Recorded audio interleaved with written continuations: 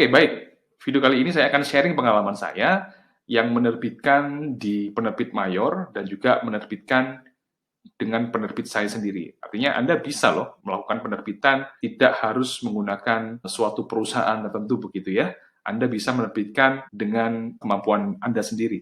Jadi Anda bisa mengelolanya dengan kapasitas Anda sendiri dan ini sangat mungkin ternyata. Tidak harus di penerbit besar.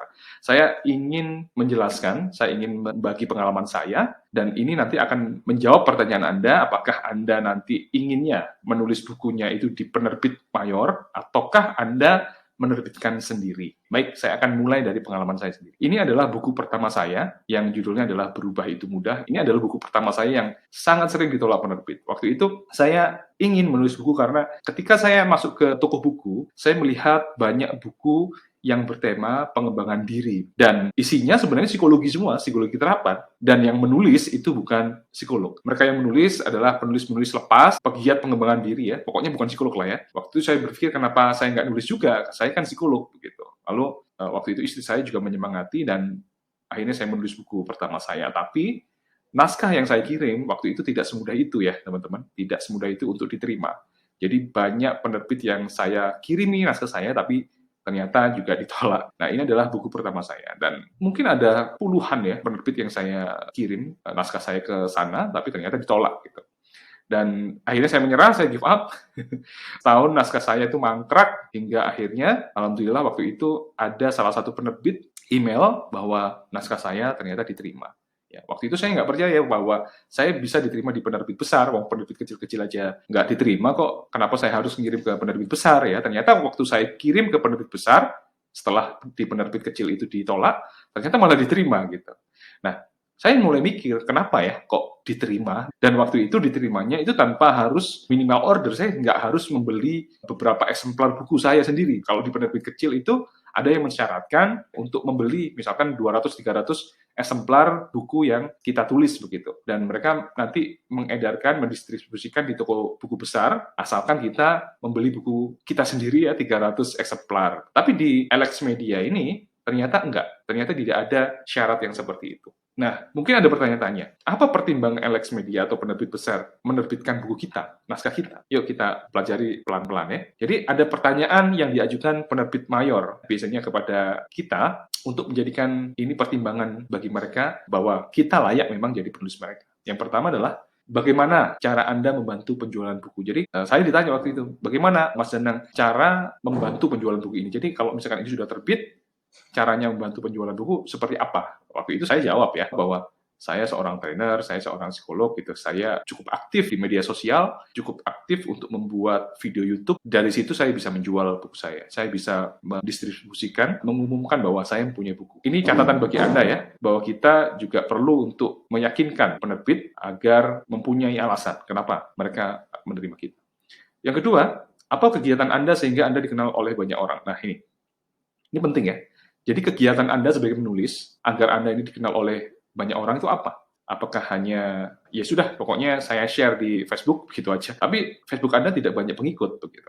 Di Instagram, tapi follower Anda sedikit. Anda harus memberikan alasan kenapa. Yang ketiga, apa Anda memiliki rencana jangka panjang terkait karir Anda sebagai penulis? Jadi, Anda juga perlu meyakinkan kepada penerbit mayor, rencana panjang Anda itu apa ya, terkait dengan karir sebagai penulis ini nanti. Kalau misalkan Anda bisa menjelaskan bahwa Anda nanti akan menulis buku tidak hanya satu, tapi juga berkelanjutan, begitu, maka Anda juga akan dipertimbangkan oleh penerbit mayor. Karena mereka tidak hanya menerbitkan hanya satu kali saja ya.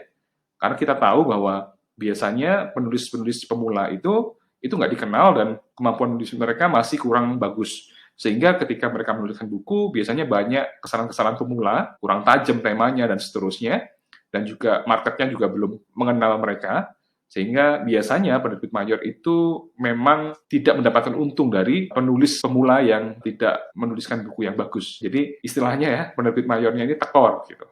Tapi nggak apa-apa buat mereka tekor, karena penulis ini diharapkan nanti bisa berkarir, bisa menjadi penulis mereka, dan itu adalah bagian dari investasi mereka.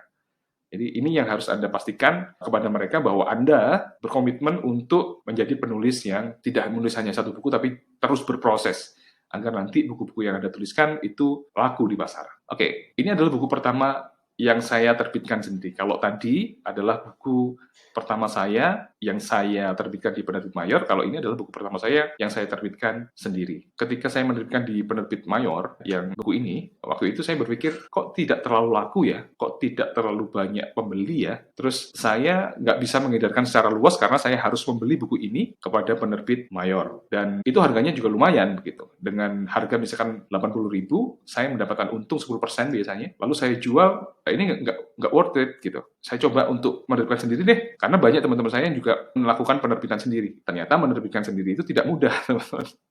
Dan ini adalah trial error saya pertama kali. Jadi ini adalah buku pertama yang saya terbitkan sendiri. Judulnya From Minus to Hero. Tapi ternyata buku ini nggak terlalu laku. Saya cetak waktu itu hanya 100 eksemplar begitu, dan itu pun nggak habis. Yang beli adalah teman-teman saya sendiri. Jadi buku pertama saya ini tidak terlalu, mungkin bisa dikatakan fail ya, dikatakan gagal ya. Kegagalan yang saya alami itu ada pembelajarannya, dan ini mungkin penting bagi Anda sebagai penulis pemula ya. Yang pertama, buku saya ini temanya sangat umum, tidak spesifik ini untuk siapa, lalu ini bermanfaat untuk apa, begitu ya, terlalu umum lah pokoknya. Dan ini membuat segmen pasarnya juga nggak jelas siapa. Lalu yang kedua, target market tidak jelas, ya karena tema juga terlalu umum, saya juga nggak ngerti waktu itu untuk menentukan target market itu seperti apa, jadi saya nggak tahu harus ngejual ini kemana. Jadi target market tidak jelas. Lalu yang ketiga, kualitas buku sangat buruk. Karena waktu itu saya nggak ngerti, nggak kenal ya, nggak kenal percetakan yang bagus, jadi saya ordernya ke percetakan yang seadanya saja. Siapa yang saya temukan di internet, ya itu yang saya orderkan gitu ya. Alhamdulillah waktu itu dapat percetakan yang jelek, kualitas bukunya sangat buruk, meskipun waktu itu harganya juga mungkin nggak terlalu murah ya, bisa dikatakan begitu, tapi ternyata kualitas bukunya sangat jelek waktu itu. Lalu yang keempat, desainnya jelek dan tidak menarik. Kalau Anda lihat di situ, desainnya sangat jelek ya, seadanya begitu loh, dan warnanya merah putih aja. Jadi sangat jelek, dan ini membuat bukunya tidak terlalu laku. Jadi ternyata untuk menerbitkan buku sendiri itu perlu hal-hal yang kita harus ketahui yang itu ternyata cukup banyak dan cukup detail ya. Jadi kita nggak bisa tiba-tiba ujuk-ujuk begitu bikin buku lalu laku gitu ya. Alhamdulillah kalau kita memang sudah terkenal. Tapi kalau kita belum terkenal, kita belum punya basis pasar yang baik, orang-orang juga belum tahu tentang value yang kita bisa deliver ke mereka, sulit untuk menjual buku ini kemana juga gitu. Lalu apa untungnya beli buku kita gitu? Dan kita ini siapa? Kita bukan siapa-siapa. Nah, kalau kita memang belum terkenal, maka usahakan untuk menulis buku itu secara terencana yang berbasis pada kebutuhan pasar. Ini penting sekali. Kalau enggak, ya nggak ada yang beli. Tapi kalau di situ Anda menemukan ceruk pasar yang membutuhkan sesuatu, informasi yang spesifik sekali, yang mereka memang benar-benar butuhkan, maka ketika Anda jual, itu pasti laku. Ya, pasti laku. Dari situ akhirnya saya kembali ke penerbit mayor karena saya merasa buku saya gagal gitu, menerbitkan sendiri gagal, maka saya ya sudahlah, saya kembali ke penerbit mayor dulu deh. Sambil saya menulis buku, belajar menulis, saya nanti diatur oleh penerbit mayor untuk menerbitkan buku ini bagaimana supaya cantik, supaya laku begitu. Akhirnya saya kembali ke penerbit lama dengan harapan buku ini bisa diedarkan secara luas. Jadi waktu itu saya sudah belajar tentang kontennya, belajar dari masa lalu, kontennya nggak terlalu spesifik. Dari situ apa yang saya bisa? Oh, yang saya bisa ternyata ilmu psikologi NLP, dan juga ilmu psikologi tentang parenting. Ternyata itu bisa menjadi ide untuk dituliskan gitu ya.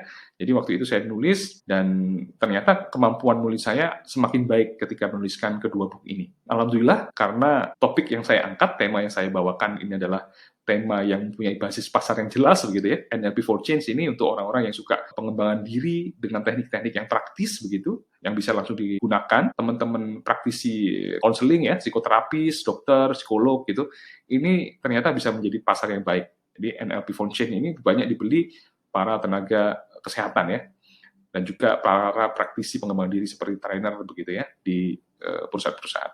Lalu menjadi lebih baik ini ya, parent healing, saya waktu itu punya grup WhatsApp yang saya bikin, yaitu parent healing namanya. Belajar tentang bagaimana cara parenting yang baik, melakukan edukasi kepada orang tua agar mereka tidak melakukan kesalahan dalam parenting. Nah, ternyata di situ lumayan laku gitu.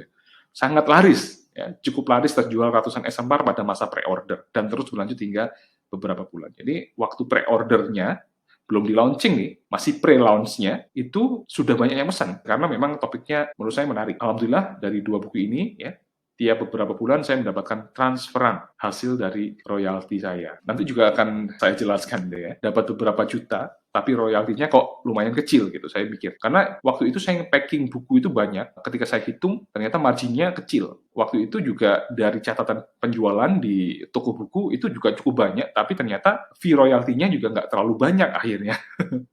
Jadi saya berpikir kalau saya menjadikan buku itu sebagai hadiah juga ya, itu saya juga tekor juga. Kan sering saya memberikan pelatihan-pelatihan begitu ya, saya berikan hadiah buku gitu. Saya pikir-pikir, wah ini bukunya aja 90.000. Saya berarti memberi orang uang 90.000 dong. Kalau misalkan 10 berapa? 900.000. Wih, tekor juga ya. Gitu. Jadi saya berpikir itu waktu itu. Meskipun buku saya laris, tapi ketika saya ingin memberikan kepada audiens, kepada klien saya, atau kepada keluarga saya, itu ternyata saya tekor malahan. Saya mulai pikir ulang nih, apalagi saya juga tidak bisa stok dan cetak sesuka hati saya, padahal yang nulis kan saya. Dan kebanyakan ya yang beli itu karena kenal saya. Audiens saya juga, begitu ya. Saya akhirnya berpikir ulang, wah ini kalau begini terus gimana ya? Kan saya yang rugi nanti. Jadi akhirnya saya putar otak, bagaimana caranya agar permasalahan ini bisa teratasi. Saya mikir lagi, oh iya ya, mungkin saya bisa menerbitkan buku sendiri, tapi dengan cara-cara yang lebih baik, begitu. Lalu saya mulai memikirkan, apa nih yang menjadi hambatan saya waktu saya menerbitkan buku sendiri nih. Saya mikir gitu ya, dan saya menemukan beberapa hal. Salah satunya adalah percetakan. Percetakan yang baik ini di mana ya? Saya akhirnya menemukan juga dari teman saya. Teman saya adalah seorang distributor buku juga, dan dia punya kenalan percetakan yang bagus di dekat kota saya. Ya, akhirnya saya memutuskan untuk menekuni kembali cara menerbitkan buku saya sendiri. Saya mencari desainer yang bagus dan penerbit yang kualitasnya baik, tapi juga terjangkau. Dan yang lebih menariknya lagi, saya itu terkejut ternyata satu buku itu biayanya cuma 10.000 sampai 150.000. Itu tebelnya sudah 180 atau 190 halaman loh. Ternyata harganya sangat murah ketika kita menerbitkan sendiri. Kita mencetak sendiri begitu di percetakan yang memang khusus untuk buku ya. Bukan percetakan biasa, tapi percetakan memang dia mempunyai spesifikasi keahlian memang untuk mencetak buku. Ternyata sangat murah, 10 sampai 15.000. Kalau kita beli misalkan 300 eksemplar gitu ya, itu sangat-sangat murah ternyata, 10.000 sampai 15.000. Itu artinya saya bisa menerbitkan sendiri, margin yang saya dapatkan bisa sangat banyak gitu ya. Jadi marginnya kalau ini bukunya ini saya jual waktu itu 120.000 ya. 120.000. Kalau misalkan biaya produksinya itu cuma 15.000, maka labanya udah berapa? Udah 100.000 sendiri. Gitu. Padahal kalau di penerbit mayor itu berapa? Yuk kita bandingkan ya. Kita bandingkan ketika saya menerbitkan di penerbit mayor. Saya punya laporan royaltinya ya, royalty fee-nya. Jadi biasanya dibayarkan itu 3 kali dalam setahun, 2 sampai 3 kali dalam setahun royalti tersebut. Ini hasilnya. Dan Anda lihat nih berubah itu mudah, yang tadi saya ceritakan itu sudah nggak ada royalty fee-nya karena udah nggak laku atau apa ya. Saya nggak tahu, itu mungkin sudah nggak dipajang lagi. Jadi total, ini dikurangi pajak, total 3.059.505 untuk 666 eksemplar ya, bayangkan. Saya mendapatkan fee 3 juta saja. Dan kalau tadi saya bilang ya, 10 atau sampai 15.000 itu biaya produksinya, dan untung saya satu buku itu 100.000, maka kalau misalkan saya menjual 666 eksemplar, maka yang saya dapatkan berapa kira-kira? Ada 60 jutaan ya. Tapi kalau misalkan ini bersihnya aja, misalkan 50.000 deh, itu sangat-sangat jauh ya teman-teman. Sangat-sangat jauh. Ya memang kita dijualkan mereka sih. Kita diuruskan dari A sampai Z oleh mereka. Kita hanya menyerahkan naskah saja. Tapi ternyata kalau kita punya basis pasar yang baik, kita punya orang-orang yang kenal sama kita, yang engage sama kita, dan mereka sudah percaya sama kita bisa menjangkau mereka juga, maka menjual buku sendiri itu bukan hal yang sulit ya menurut saya. Karena mereka selalu menantikan karya kita yang terbaru. Gitu. Jadi ya ini terserah Anda, ini semuanya terserah Anda, apakah Anda ingin menerbitkan ke penerbit mayor, ataukah Anda ingin menerbitkan untuk diri Anda sendiri. Nanti saya akan jelaskan kelebihan dan kekurangannya. Apa yang saya lakukan? Ya, saya memanfaatkan grup online, baik itu dari Facebook group ataupun dari WhatsApp group ataupun dari Telegram. Jadi Anda sebagai seorang penulis juga harus sih membangun tempat untuk Anda berkomunikasi kepada orang-orang yang bisa Anda pastikan menerima pesan Anda gitu.